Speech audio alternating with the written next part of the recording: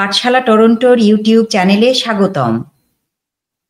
আজ শুনবেন পুষ্পময়ী বসু অনুদিত, বিশ্বজুড়ে বহুল পঠিত মাক্সিম গোর্কির মা উপন্যাসের 11তম পর্ব। মা উপন্যাসের পাঠ আজীবন সংগ্রামী কমরেড মা লতিফা আজিম মায়ার স্মৃতিতে নিবেদিত। পাঠে আছি ফারহানা আজিম শিউলি।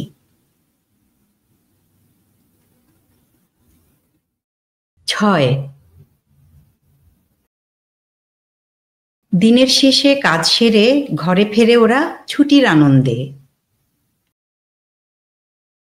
ওদের কোলাহলে ঘুম ভেঙে যায় মায়ের। হাই তুলতে তুলতে হাসি মুখে বেরিয়ে আসে সে। সস্নেহ দৃষ্টিতে সকলের দিকে তাকিয়ে বলে, এই দেখো দিকিনি, তোমরা গেলে খাটতে আর আমি আমিরি চালে শুয়ে শুয়ে ঘুমুলাম। যাক, মাপ করা গেল। সে উপচে পড়া তেজ আর নেই রিবিনের। ক্লান্তিতে ঝিমিয়ে পড়ছে উত্তেজনা। তাই এখন শান্ত অনেকটা। ইগনাতের দিকে ফিরে বলে, ওরে চাটা দিবি আজ? এখানে সব পালা করে কাজ করি আমরা। আজ খাওয়ার ব্যবস্থা করার পালা ইগনাতের। আগুন জ্বালাবার জন্য কাঠ কুড়োতে কুড়োতে কান খাড়া করে ইগনাত বলে, আজকে কারো সঙ্গে পালা বদলালে হয়। সোফিয়ার পাশে জায়গা করে নিতে নিতে বলে ইয়েফিম, উহ, আজকে অতিথিদের দেখে সবার খুব কৌতূহল হয়েছে। ইয়াকভ বলে, আমি তোকে সাহায্য করব ইগনাত। তারপর চালাঘরটার মধ্যে গিয়ে একটা রুটি এনে কেটে কেটে রাখে টেবিলের ওপর। ইয়েফিম বলে, শোনো, ওই যে কেক আসছে। কান খাড়া করে শোনে রিবিন। মাথা নেড়ে বলে, হ্যাঁ আসছে। তারপর সোফিয়াকে বোঝায়, এখন এক সাক্ষী আসছেন। বুঝলেন, আমার যদি ক্ষমতা থাকতো লোকটাকে শহরে শহরে ঘোরাতাম, ওর কথা শোনাতাম সব্বাইকে। একে কথা বলে ও, কিন্তু তা শোনা দরকার সব্বাইয়ের। সাঁঝের আঁধার ঘনিয়ে আসে, চারদিক নিঝুম হয়ে ওঠে। ওদের গলার স্বর একটু কোমল হয়ে এলো। মা আর সোফিয়া পুরুষদের দেখল। ওরা সবাই হাঁটছে ধীরে সুস্থে, ভারী চালে, কেমন একটা অদ্ভুত সাবধানতা নিয়ে। ওরাও দৃষ্টি রেখেছে অতিথিদের ওপর। বনের মধ্য থেকে লাঠিতে ভর দিয়ে আস্তে আস্তে বেরিয়ে আসে একটি মানুষ। দীর্ঘ দেহ নুইয়ে পড়েছে। কর্কশ হাঁপানির শব্দ উঠছে সাঁই সাঁই করে। এসেছি হে বলতে বলতেই বেদম কাশি ওঠে। পায়ের গোড়ালি পর্যন্ত ঝোলা একটা জীর্ণ কোট গায়ে। দুমড়ানো গোল টুপিটার নিচ দিয়ে পিঙ্গল সোজা সোজা চুলগুলো ন্যাল ন্যাল করে ঝুলছে। হাড় বের করা, হলদে মুখখানায় সোনালি দাড়ির গোছা। ঠোঁট দুটো একটু ফাঁক করা।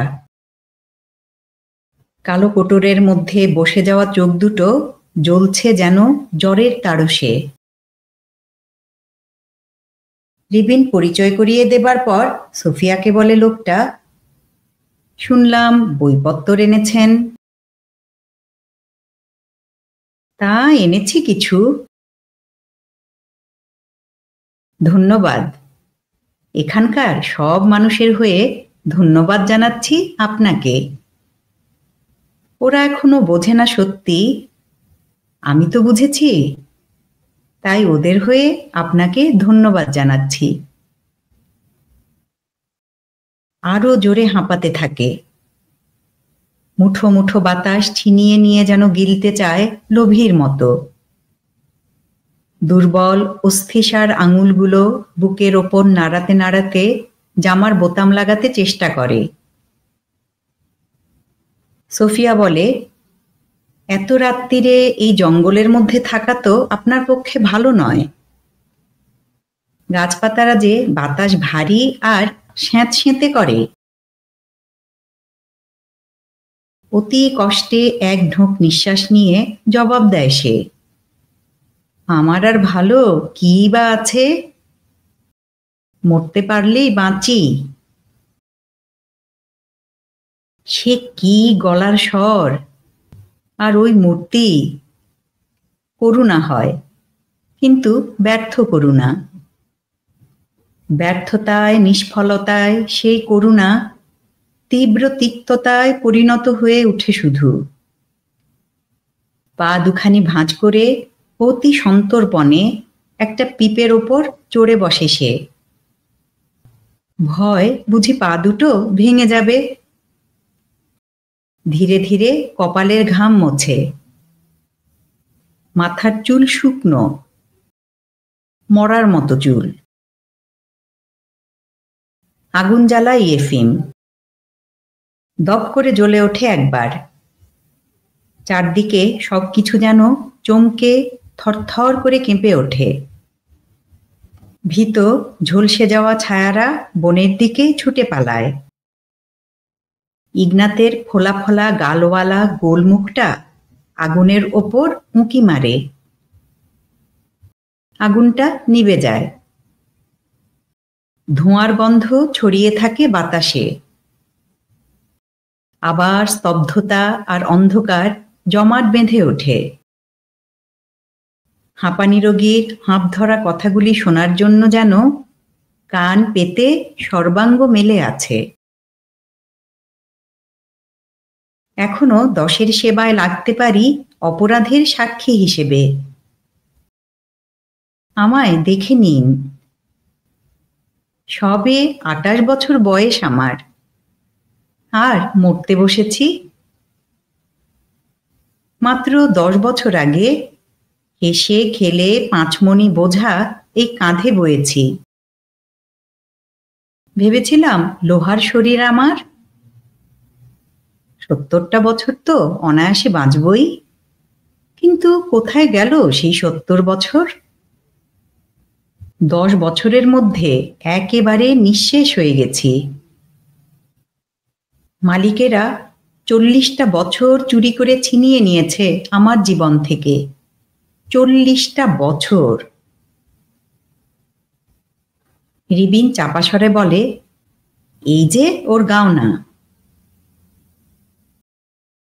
আবার দাউ দাউ করে আগুন জ্বলে ওঠে, এবার একটু বেশি জোরে।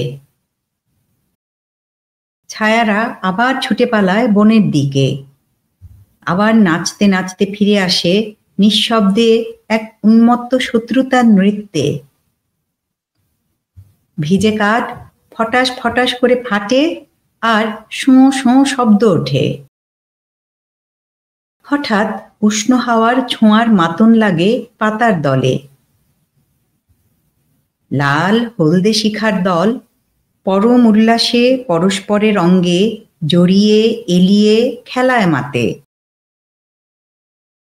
চারদিকে স্ফুলিঙ্গ ছড়িয়ে উঠে যায় ঊর্ধ্বাকাশে। জ্বলন্ত পাতা উড়ে যায়। নৈশ আকাশে তারারা মৃদু হেসে হাতছানি দিয়ে ডাকে পৃথিবীর বুকের অগ্নিস্ফুলিঙ্গদের। আমার গাওনা নয় হে, শুধু আমার একার গাওনা নয়। হাজার হাজার লাখ লাখ মানুষের বুকের ফরিয়াদ। বোকাগুলো জানে না মানুষের পক্ষে তাদের দুর্ভাগা জীবন একটা ভালো শিক্ষাস্বরূপ। কত মানুষ কাজের চাকায় পিষে নুলো হয়ে উপোস করে বোবার মতো মুখটি বুজে মরছে। আবার কাশি আসে। কাশতে কাশতে দেহটা কুঁকড়ে যায়। ইয়াকভ টেবিলে ক্ভাসের বালতি রেখে পেঁয়াজের কুচো ছড়িয়ে তাকে বলে, এসো সাবেলি, দুধ এনেছি।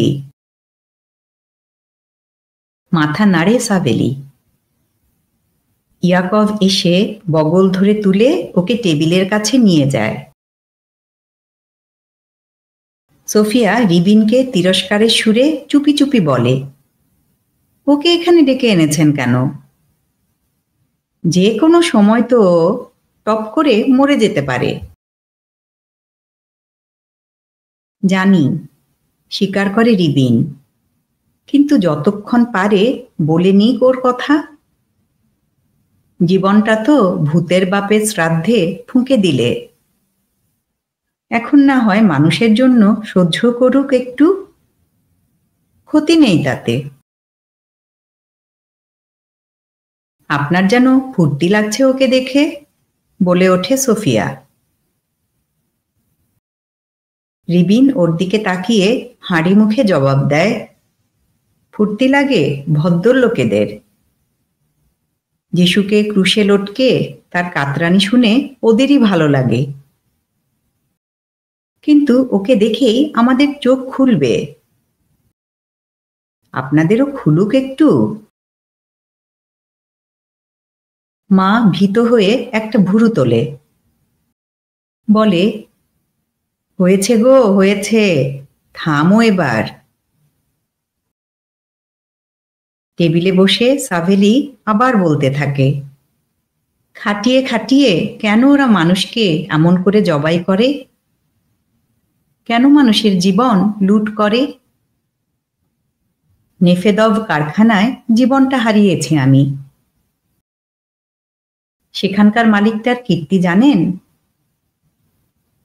নিজের এক পোষা বাইজিকে হাত মুখ ধোবার জন্য সোনার গামলা আর রাত্রির বেলা পেচ্ছাপ করবার জন্য সোনার ডাবর গড়িয়ে দিলে। সেই ডাবরে আমার শক্তি, আমার জীবন। আমায় ঘানি গাছে পেশাই করে সেই রক্তে বেশ্যামাগির ফুর্তির ভেট এলো। আমারই রক্ত দিয়ে কিনা ওদের সোনার ডাবর কেনা। ইয়েফিম তীক্ষ্ণভাবে হেসে বলে, মানুষ নাকি ভগবানের ধাঁচে গড়া, অথচ দেখো সেই মানুষকে লাগায় কোন শয়তানিতে। টেবিলে কিল মেরে রিবিন চিৎকার করে, চুপ করে থেকো না, সহ্য করে যেও না। ইয়াকভ বলে আস্তে আস্তে। তিক্ত হাসি হাসে ইগনাত। মা লক্ষ্য করে, রিবিন যখন কথা বলে ইয়াকভরা নির্নিমেষে চেয়ে থাকে তার মুখের দিকে। ক্ষুধার্ত প্রাণীর তৃপ্তিহীনতা নিয়ে শোনে তার কথা। সাভেলির কথা শুনে অদ্ভুত একটা তিক্ত হাসিতে ওদের মুখ বাঁকা হয়ে ওঠে। রোগী মানুষটার জন্য ওদের এতটুকু করুণা দেখা যায় না। সোফিয়ার দিকে একটু ঝুঁকে কানে কানে জিজ্ঞাসা করে মা, ও যা বলছে সত্যি? সত্যি, একেবারে বর্ণে বর্ণে সত্যি, সোফিয়া বলে গলা তুলে। এই উপহারটা নিয়ে কাগজে অবধি লিখেছে, মস্কোয় ঘটেছে। চাপা স্বরে রিবিন বলে, ডাকাত ব্যাটার কোনো শাস্তি হয়নি। মানুষের হাটের মধ্যে ওকে টেনে এনে টুকরো টুকরো করে কেটে তারপর ওর পচা মাংস কুত্তাকে খাওয়ালে তবে ওর উপযুক্ত হতো। দিন আসবে হে, দিন আসবে। মানুষ যেদিন উঠে দাঁড়াবে সেদিন দেখবে শাস্তি কাকে বলে। বহু রক্ত ঢেলে এ পাপের পেরাশ্চিত্তির করতে হবে বাছাধনদের। ওদের রক্তের মালিক তো জনগণ, তাদেরই রক্ত সেটা। আমাদের শিরা থেকেই ওরা সেটা শুষে নিয়েছে। রোগীটি বলে, ঠান্ডা পড়ে গেছে। ইয়াকভ ওকে ধরে আগুনের কাছে নিয়ে যায়। গনগন করে আগুন জ্বলছে। তার চারদিকে মুখ চোখহীন ছায়ার দল। অগ্নিশিখাদের মাতামাতি দেখে অবাক হয়ে যেন কাঁপছে। একটা গাছের গুঁড়ির ওপর বসে সাভেলি হাড্ডিসার স্বচ্ছ হাতখানা বাড়িয়ে আগুন পোহাচ্ছে। রিবিন ওর দিকে তাকিয়ে মাথা নেড়ে সোফিয়াকে বলে, বই পড়ার চেয়ে এই মানুষটাকে দেখলে সবকিছু অনেক তীক্ষ্ণভাবে বুঝতে পারবে। কাজ করতে করতে কলে কাটা পড়ে মানুষ। ব্যাটার নিজের দোষ বলে খালাস পান কর্তারা। কিন্তু যখন রক্ত শুষে ছিবড়ে বানিয়ে জ্যান্ত মানুষটাকে ভাগাড়ে ছুঁড়ে ফেলে দেয়, তখন তখন কার চোখে ধুলো দেবে? হ্যাঁ, সোজাসুজি খুন সেটা বরং বুঝতে পারি, কিন্তু স্রেফ মজা দেখবার জন্য তিল তিল করে জবাই করা, ওহ! কেন অমন অত্যাচার করে ওরা মানুষের ওপর? কেন আমাদের অমন করে পিষে মারে? করে মজা দেখবার জন্য, নিজেদের ফুর্তির জন্য। আমাদের রক্তের কিম্মতে দুনিয়াটাকে 16 আনা ভোগ করবার জন্য। গাড়ি, বাড়ি, সোনার বাসন, রূপোর ছুরি, রেসের ঘোড়া, মেয়ে মানুষ, বাচ্চাদের জন্য দামি দামি খেলনা, মানুষের রক্ত দিয়ে কেনার জন্য। শালারা, তোমরা খাটো, আরও কষে খাটো। খেটে খেটে মুখে রক্ত উঠে মরো, আমি মুনাফা লুটি, আর লুটের কড়ি দিয়ে মেয়ে মানুষকে মোতার জন্য সোনার ডাবর গড়িয়ে দিই। মা নিরীক্ষণ করে দেখে, শোনে। যে পথে পাভেল গেছে, গেছে তার সাথীরা। রাতের আঁধারে সেই পথখানি আবার চোখের সামনে ভাস্বর হয়ে ওঠে। রাতের খাবার পর আগুনের চারদিকে এসে বসে সব। লক লক জিহ্বা দিয়ে ইন্ধনকে লেহন করছে বৈশ্যানর। সামনে আলো, পেছনে আধার জবনিকা, বন বনানী আকাশকে রেখেছে আড়াল করে। বিস্ফারিত দুই চোখে আগুনের দিকে তাকিয়ে বসে আছে সাভেলি। অনর্গল চলেছে কাশি। কাশির ঝোঁকে থরথর করে কাঁপছে ও, যেন ব্যাধি ক্ষয়িত দেহখানা থেকে অবশিষ্ট প্রাণটুকু বেরিয়ে আসার জন্য আকুলি বিকুলি করছে। আগুনের লাল আভা খেলা করছে ওর মুখে, তবু নিষ্প্রাণ ত্বকে জীবনের রং ধরছে না।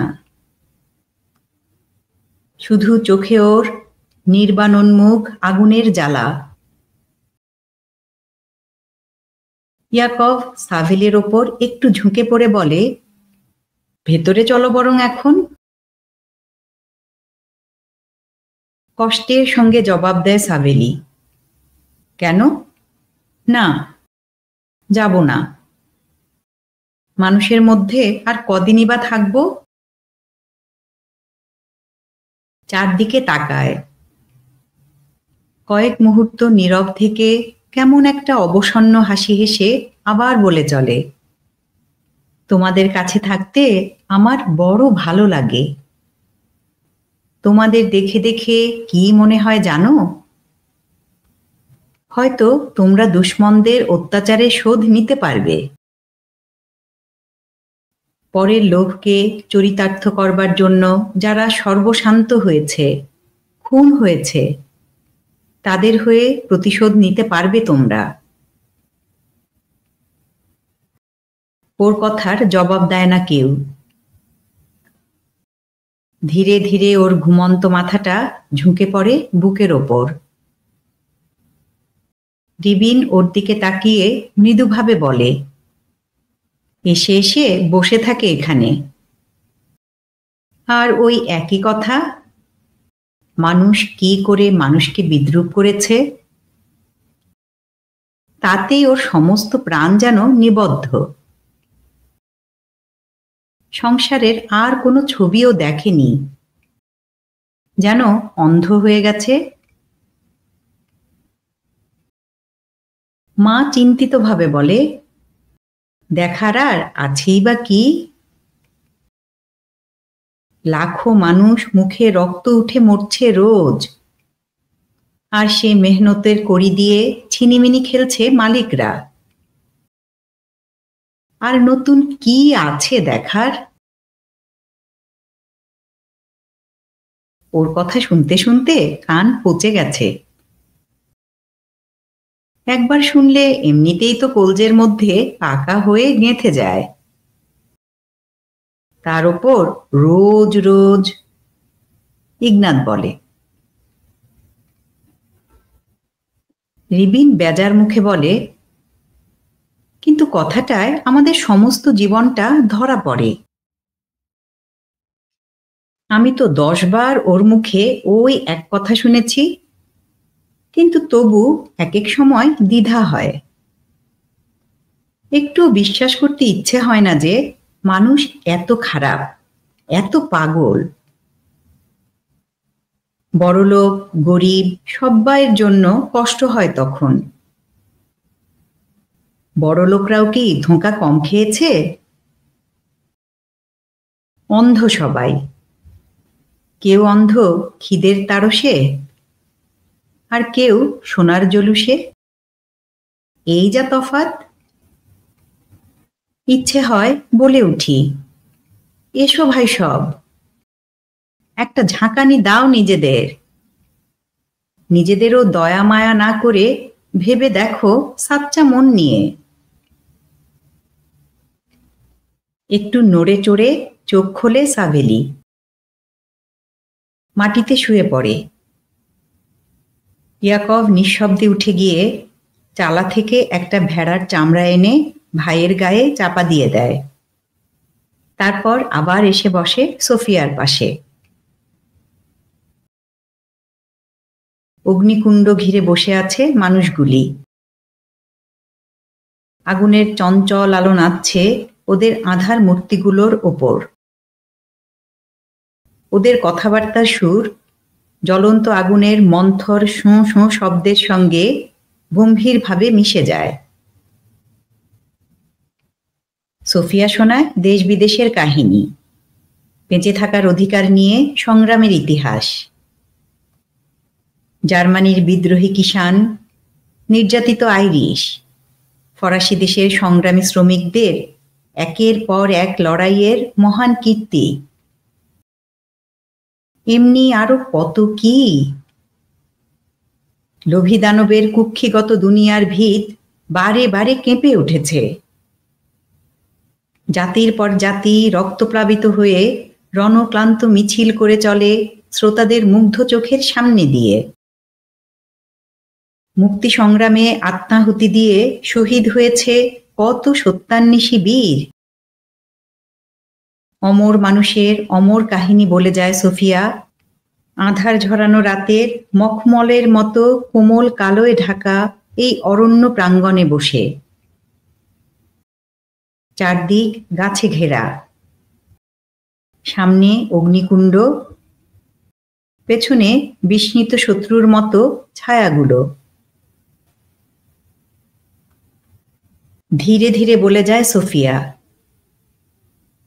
ওর মন্থর চাপা কণ্ঠ যেন অতীত থেকে ভেসে আসে। আশায় বিশ্বাসে মানুষগুলোর বুক ভরে ওঠে। নিঃশব্দে বসে শোনে ওরা ওদের ভাইদের কাহিনী। মেয়েটির ক্ষীণ পাণ্ডুর মুখের দিকে তাকিয়ে আজ যেন আরো উজ্জ্বল হয়ে ওঠে দুনিয়ার মানুষদের এই পবিত্র উদ্দেশ্য, মুক্তির জন্য অনন্ত সংগ্রাম। আজ নিজেদের বুকের আশা, আকাঙ্ক্ষা, স্বপ্নের প্রতিধ্বনি খুঁজে পায় ওরা সুদূর অতীতের বুকে। এক অন্ধকার রক্তাক্ত যবনিকা আড়াল করে রেখেছে সেই কালকে, যাদের কথা শোনেনি কোনো দিন, সেই ৭ সমুদ্র ১৩ নদী পারের অচিন দেশের অচিন মানুষের বুকেও যেন ওই একই ভাষা। প্রাণে প্রাণে মনে মনে বিশাল দুনিয়ার সংগ্রামী মানুষের সঙ্গে রাখি বন্ধন হয়ে যায়। দুনিয়াতে ন্যায়ের রাজ্য প্রতিষ্ঠা করবে বলে তারাও শপথ নিয়েছিল বহু আগে। তাদের এই সিদ্ধান্ত দৃঢ় হয়ে উঠেছিল অসংখ্য যন্ত্রণায়। নতুন, উজ্জ্বল, আনন্দময় জীবনের জন্য তারা অঝরে ঝরিয়েছিল বুকের লহু। সমস্ত মানুষদের সঙ্গে এক নিবিড় আত্মিক বন্ধনের বোধ জেগে ওঠে রিবিনদের মনে। সবকিছু বোঝার, সবকিছু হৃদয়ঙ্গম করার তীব্র আকাঙ্ক্ষায় উদ্দাম উদ্বেলিত এক নতুন প্রাণ জন্ম নেয় মাটির বুকে। বিশ্বাস দৃঢ় স্বরে বলে সোফিয়া, একদিন আসবেই যেদিন সারা দুনিয়ার মেহনতি মানুষ এক হয়ে মাথা তুলে দৃঢ়ভাবে বলবে, ব্যাস, আর নয়, আর নয় এ জীবন। সেদিন কেটে যাবে সেই সব লোভীদের তৈরি শক্তির মায়াজাল, যারা শুধু লোভের বলে দুনিয়াকে দাবিয়ে রেখেছিল পায়ের তলায়।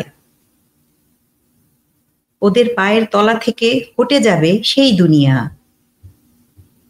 আঁকড়ে ধরার মতো কিছু থাকবে না আর। তা হবেই, মাথা নিচু করে রিবিন বলে। যদি নিজের প্রতি কোনো দয়া মায়া না করো, তাহলে সব কিছু পাবে। মা ভুরু তুলে শোনে, মুখে খুশির বিস্ময়। এ যেন সেই সোফিয়া নয়। সেই তীব্র, চঞ্চল, উচ্ছল সবকিছু যেন গল্প বলার এই ব্যগ্র সুষম সুরের মধ্যে নিঃশেষে ডুবে গেছে। রাত্রির শান্তিটুকু, অগ্নিশিখার এই নাচন আর সোফিয়ার মুখখানা, সবই বড় ভালো লাগে মায়ের। কিন্তু সব থেকে ভালো লাগে সাধারণ এই মানুষগুলোর সংযত গভীর আগ্রহ। পাথরের মূর্তির মতো স্তব্ধ, স্থির হয়ে বসে আছে ওরা, এতটুকুও নড়ছে না।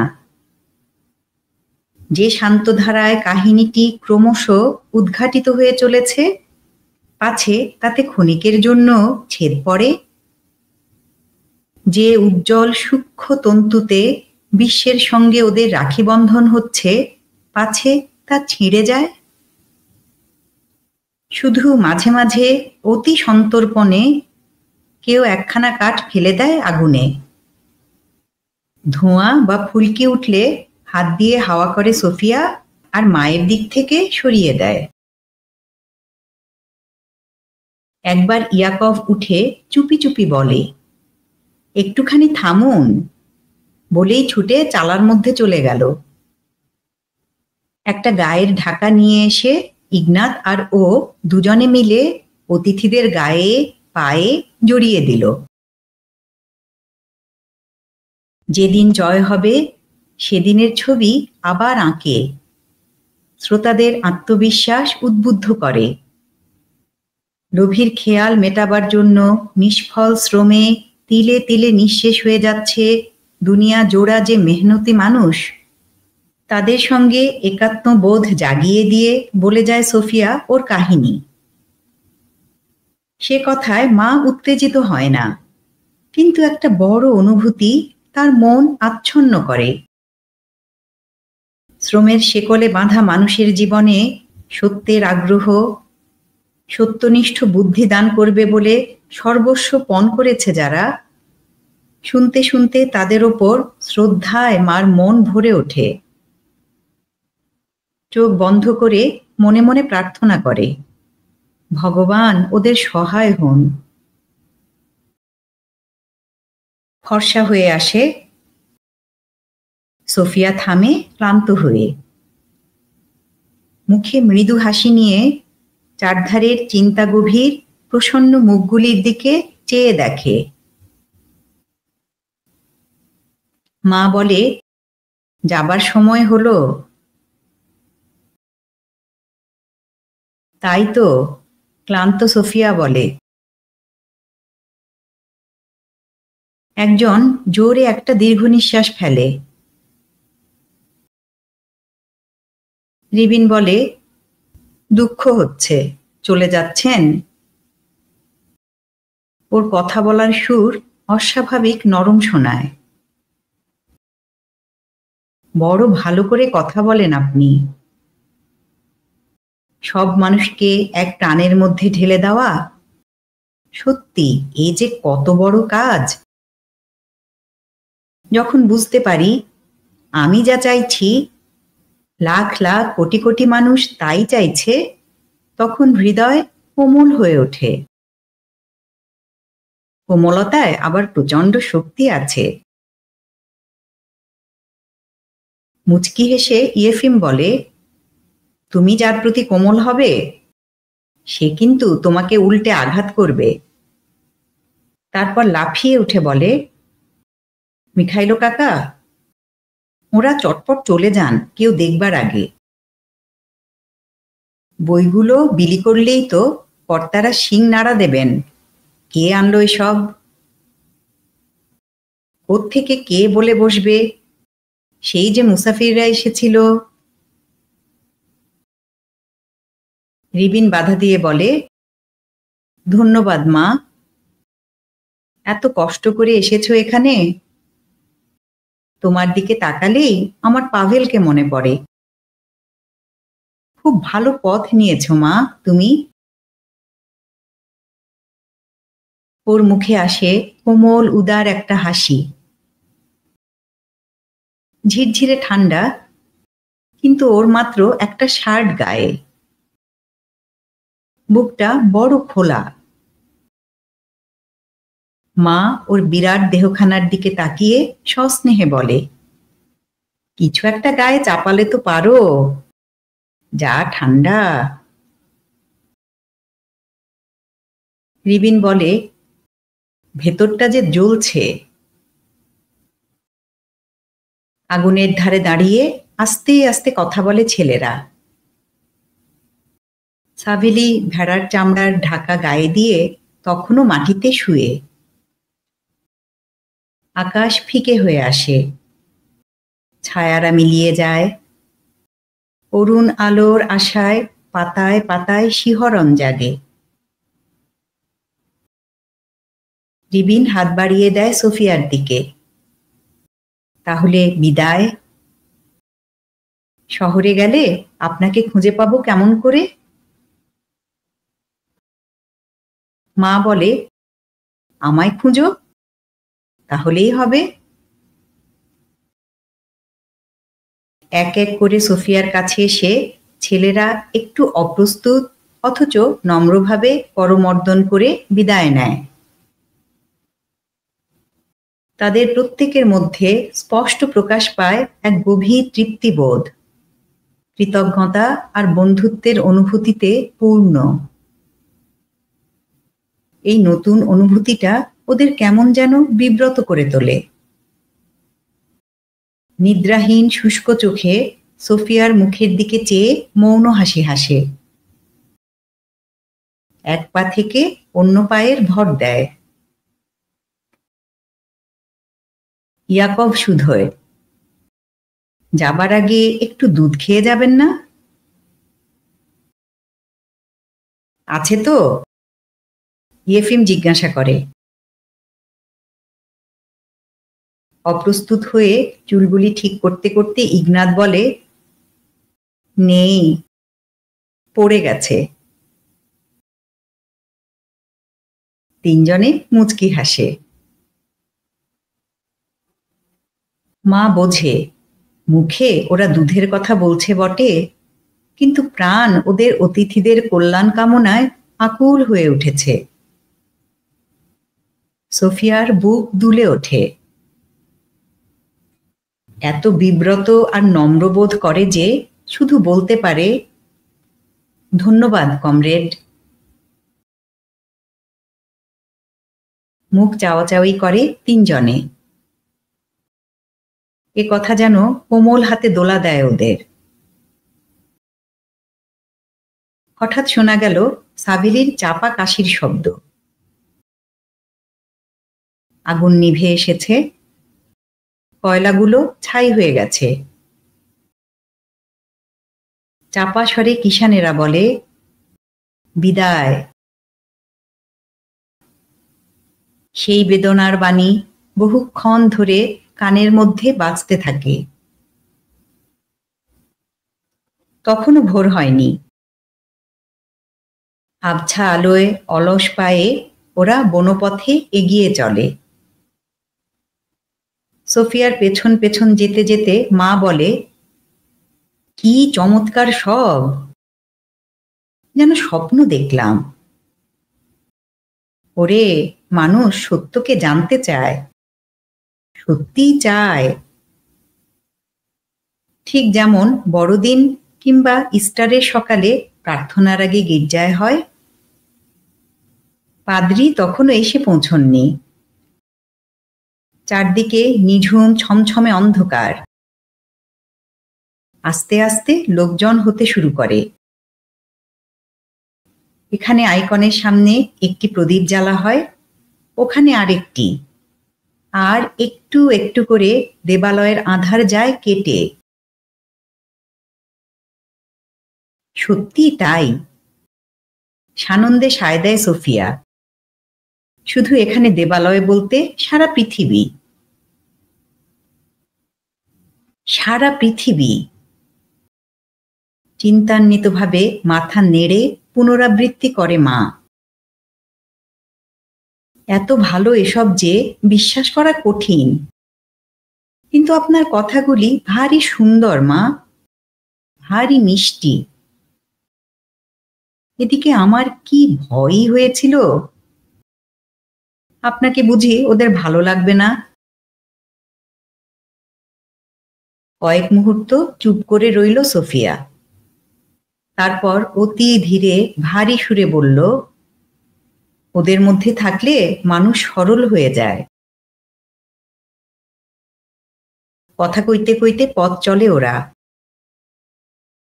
রিবিনের, হাঁপানি রোগীটির কথা, তারপর সেই ছেলে তিনটি, তাদের নীরব মনোযোগ, একটু অপ্রস্তুত ভাব আর ছোটখাটো কাজের মধ্যে দিয়ে তাদের সকৃতজ্ঞ বন্ধুত্বের অভিব্যক্তি।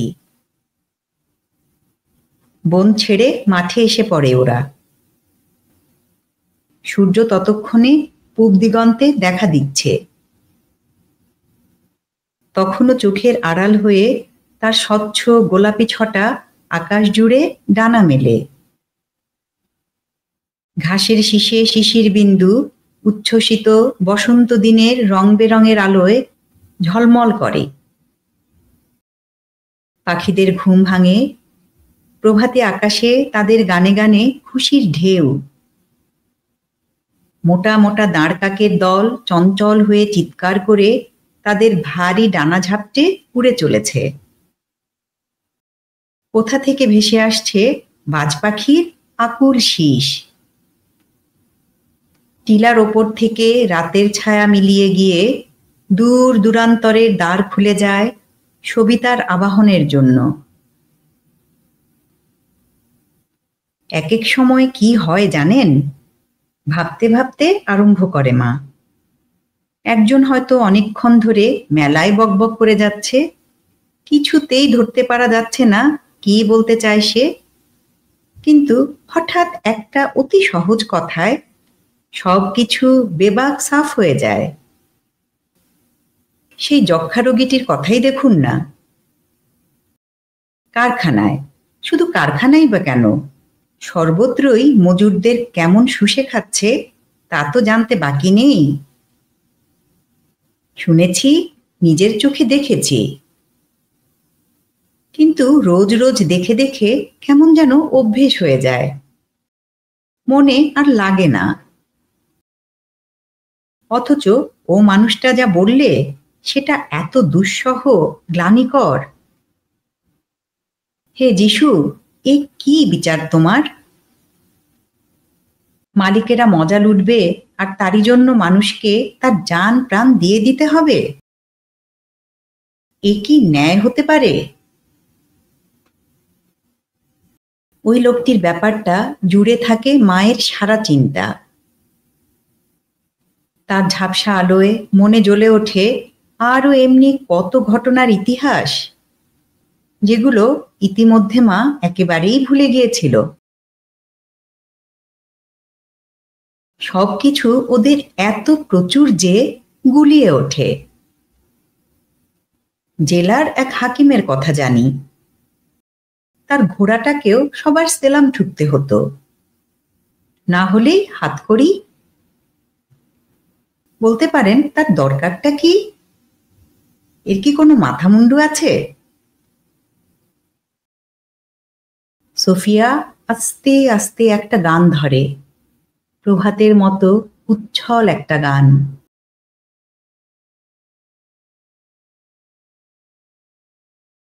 7। অদ্ভুত শান্তভাবে গড়িয়ে চলে মায়ের জীবন। নিজেই অবাক হয়ে যায় মাঝে মাঝে।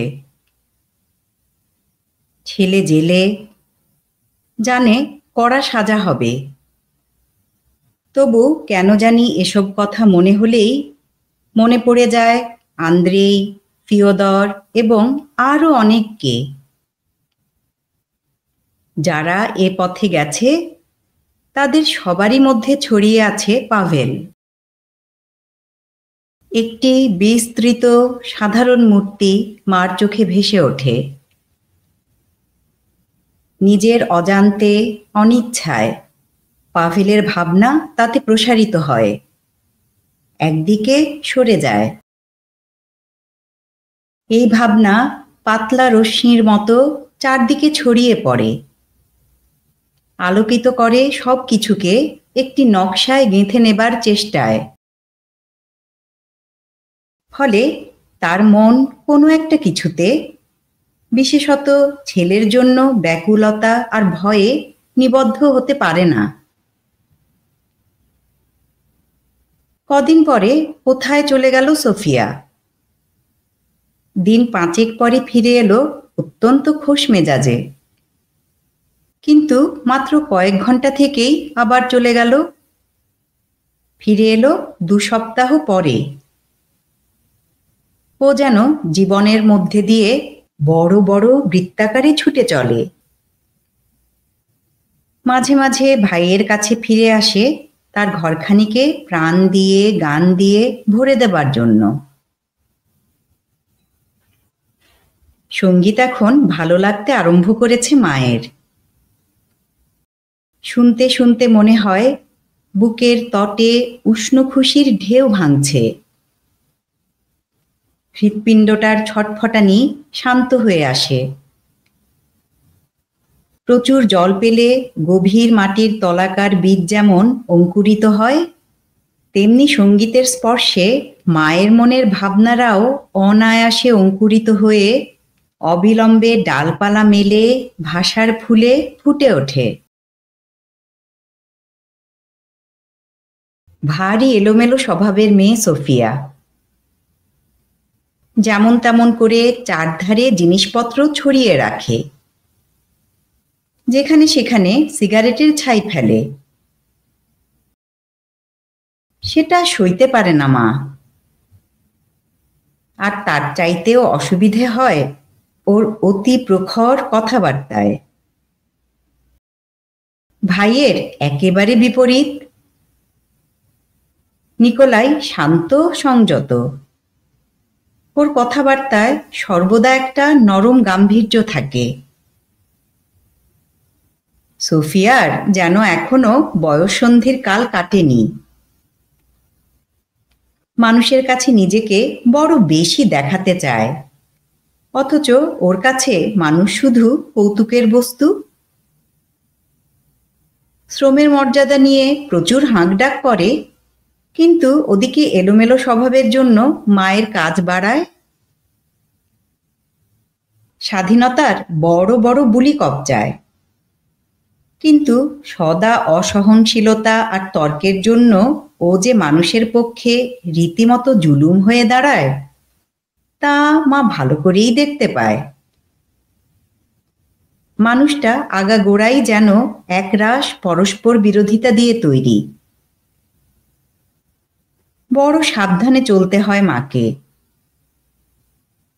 নিকোলাইয়ের প্রতি গাঢ় অবিচলিত স্নেহ মায়ের, কিন্তু তা নেই এ মেয়ের জন্য। দিনের পর দিন একেবারে ঠাস বুনট করা একঘেয়ে মাপা মাপা জীবন নিকোলাইয়ের। সকাল 8টায় চা খেতে খেতে খবরের কাগজ থেকে খবর পড়ে শোনায় মাকে। শুনতে শুনতে আশ্চর্য স্পষ্টভাবে মা দেখতে পায় জীবনের ভারী কলটা কি নির্মমভাবে মানুষকে পিষে গুঁড়িয়ে টাকা তৈরি করে। আন্দ্রেয়ের সঙ্গে কোথায় যেন এ ছেলের মিল আছে। মানুষের ওপর কোনো বিদ্বেষ নেই আন্দ্রেয়ের, নিকোলাইয়েরও নেই। মনে করে জীবনের খারাপ অবস্থার জন্য সবাই দোষী, কিন্তু নতুন জীবনের স্বপ্নের ওপর আন্দ্রেয়ের মতো সাগ্রহ আস্থা নেই নিকোলাইয়ের। অত্যন্ত শান্ত ভঙ্গিতে মাপা মাপা কথা বলে, কড়া নিরপেক্ষ জজের মতো। এমনকি ভয়ঙ্কর কিছুর বিষয়ে বললেও একটা অনুতাপের শান্ত হাসি তার ঠোঁটে লেগে থাকে, কিন্তু চোখ দুটোর মধ্যে ঠান্ডা কঠোর দীপ্তি। সে দেখে মা বোঝে নিকোলাই কাউকে কিছুই ক্ষমা করবে না, ক্ষমা করতে পারেও না। বোঝে সেই কঠোরতার জন্য কষ্ট হয় নিকোলাইয়ের, তাই মায়া হয় মায়ের, আর প্রতিদিন তার প্রতি স্নেহ বেড়ে ওঠে। 9টার সময় ও কাজে চলে যায়। তারপর ঘরদোর সাফ করে মা রান্না করে। সব কাজ হয়ে গেলে নেয়ে ধুয়ে পরিষ্কার জামা কাপড় পরে নিজের ঘরে এসে বসে বই হাতে নিয়ে। ছবি দেখে। পড়তে শিখেছে বটে, কিন্তু তাতে বড় একাগ্রতা লাগে। একটুতেই ক্লান্ত হয়ে পড়ে, খেই হারিয়ে যায়। তার চেয়ে বরং ছবি দেখা ভালো। ছবি দেখে ছেলে মানুষদের মতোই খুশি হয়ে ওঠে মা। একটা বিচিত্র নতুন জগতের দ্বার খুলে যায় ওর চোখের সামনে। বুঝতে পারে এ জগৎটাকে,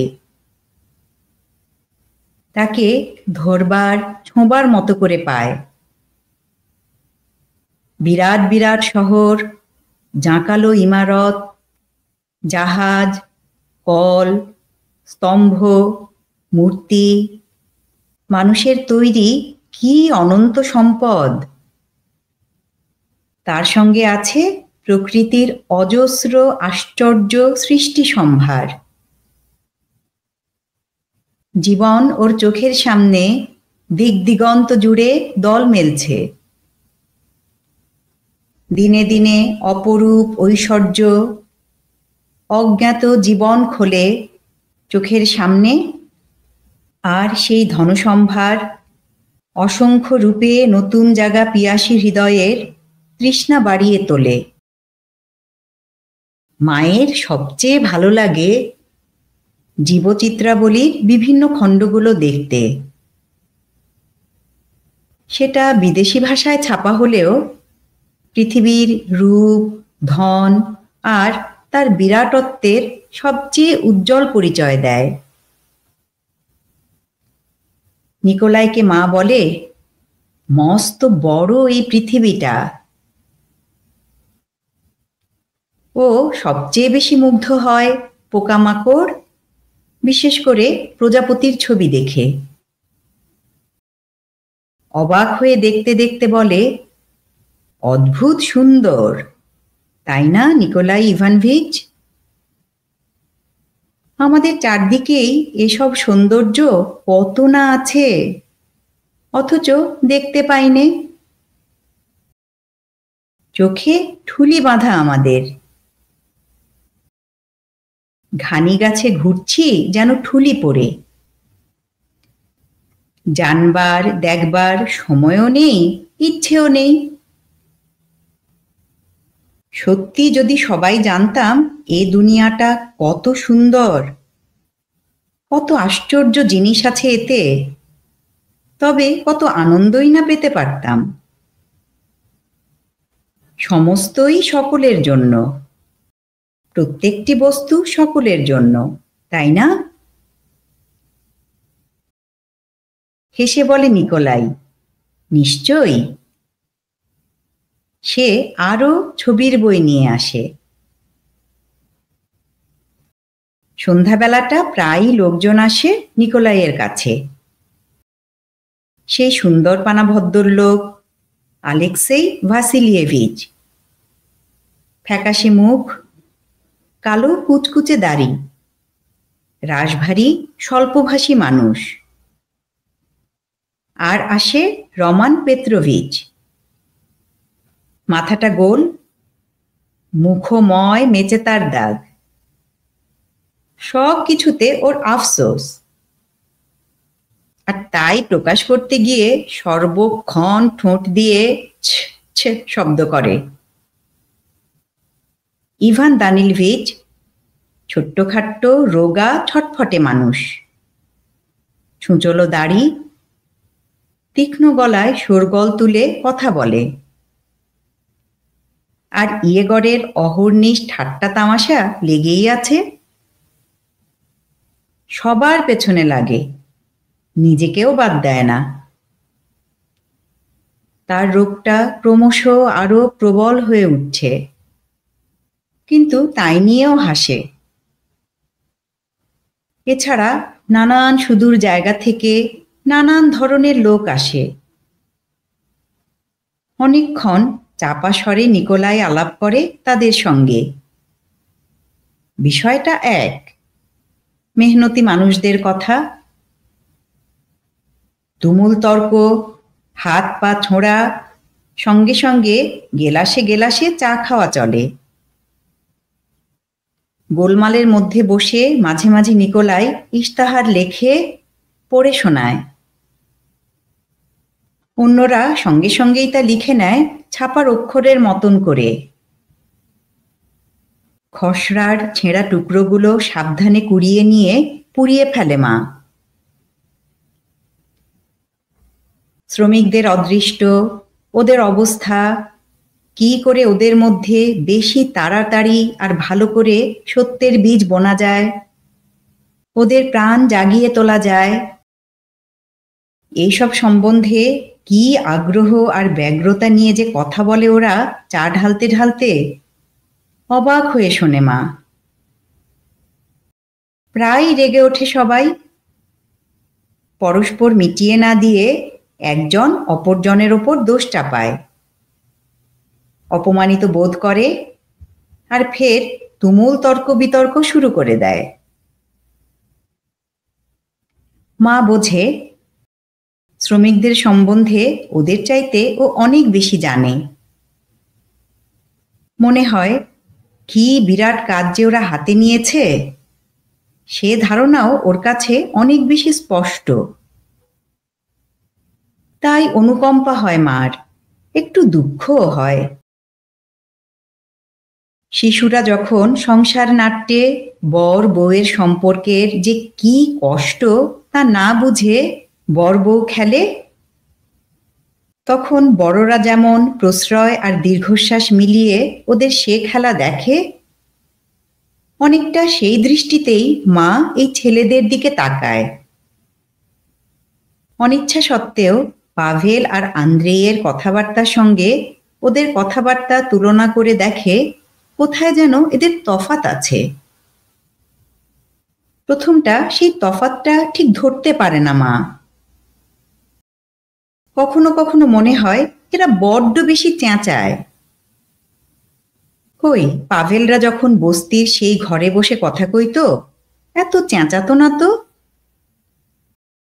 ভাবে এরা বোধহয় বেশি জানে, তাই এত চেঁচায়। এদের কথাবার্তা শুনে একটা কথা প্রায়ই মায়ের মনে আসে। এরা ইচ্ছে করে একে অন্যকে খোঁচায়, কথায় কথায় নিজেদের বিক্রম ফলাতে চায়। প্রত্যেকেই যেন কমরেডদের কাছে প্রমাণ করতে চায় অন্যদের তুলনায় সেই সত্যকে সবচেয়ে বেশি বুঝেছে, সত্যের মূল্য তারই কাছে সবচেয়ে বেশি। এ কথার উত্তরে অন্যরাও পাল্লা দিয়ে চোটপাট করে। তারাও তীব্র তীক্ষ্ণ যুক্তি দেখিয়ে প্রমাণ করতে চেষ্টা করে যে সত্যের সঙ্গে তাদের সম্পর্কটাই ঘনিষ্ঠতর। দেখে শুনে মায়ের মনে হয় এরা প্রত্যেকেই চেষ্টা করে কি করে একজন আরেকজনের মাথায় চেপে বসবে। কেমন একটা উদ্বিগ্ন বিষণ্ণতায় মনটা ছেয়ে যায় মায়ের। ওদের দিকে তাকিয়ে থাকবার সময় ওর ভুরুটা কাঁপতে থাকে, চোখ দুটোতে মিনতি ঝরে পড়ে, আর মনে মনে ভাবে পাশার আর তার কমরেডদের কথা ওরা বোধহয় ভুলে গেছে।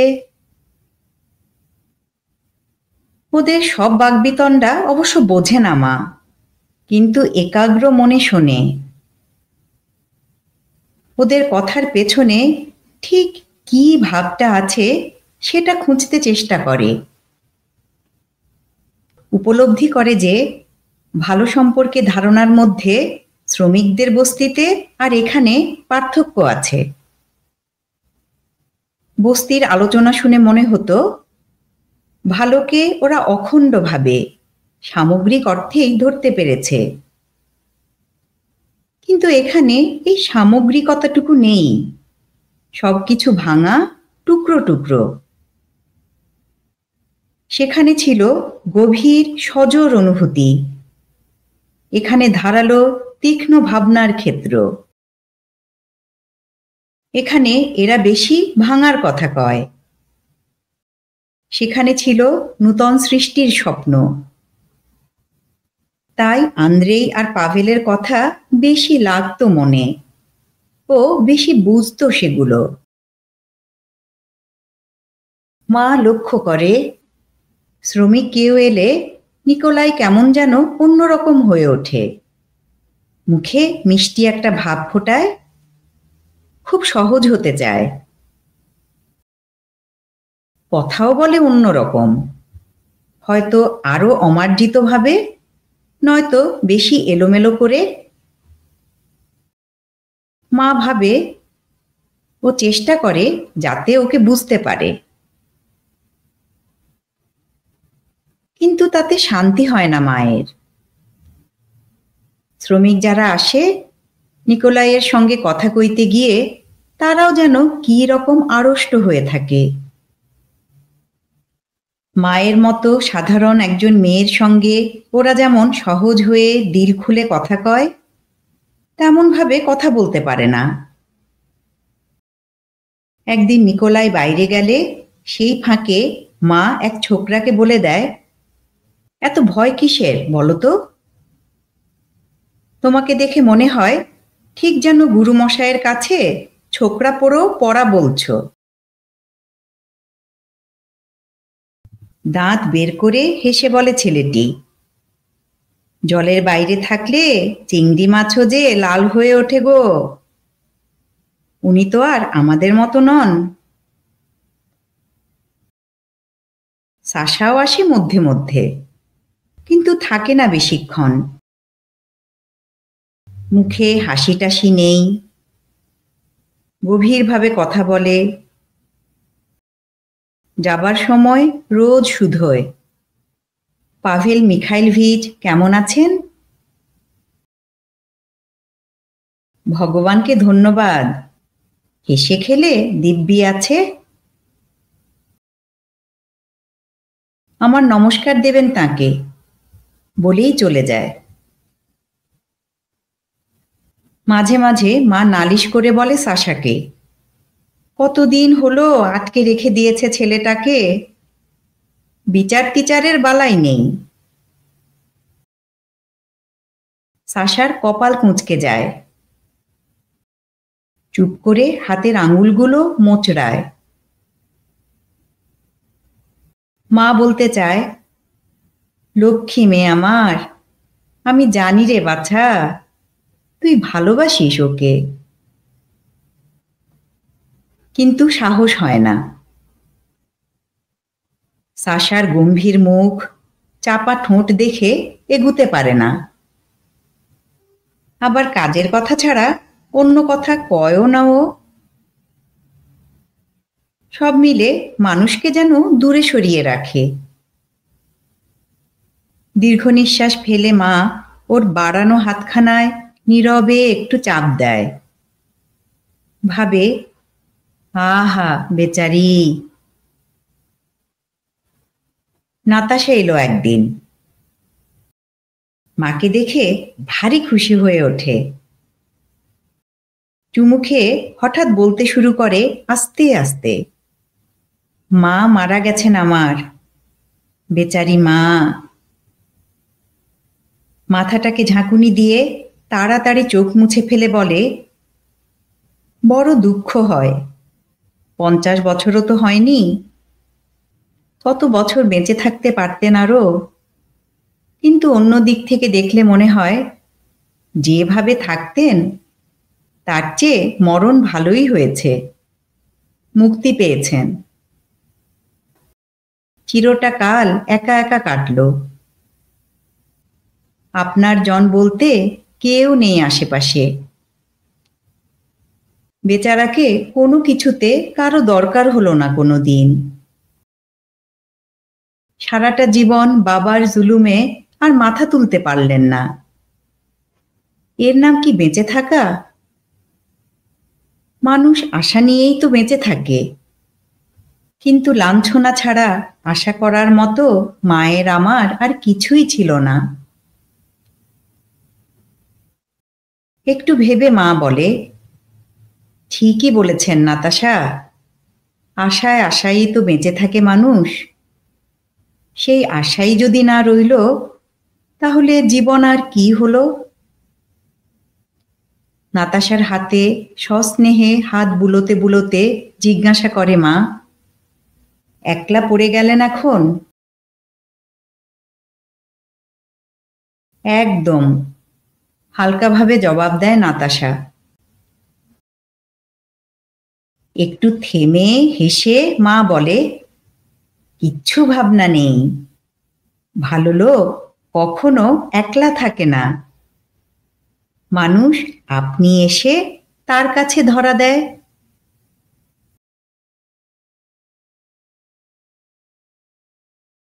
পাঠশালা টরন্টোর ইউটিউব চ্যানেলে আপনারা শুনছেন পুষ্পময়ী বসু অনুদিত, বিশ্বজুড়ে বহুল পঠিত মাক্সিম গোর্কির মা উপন্যাস।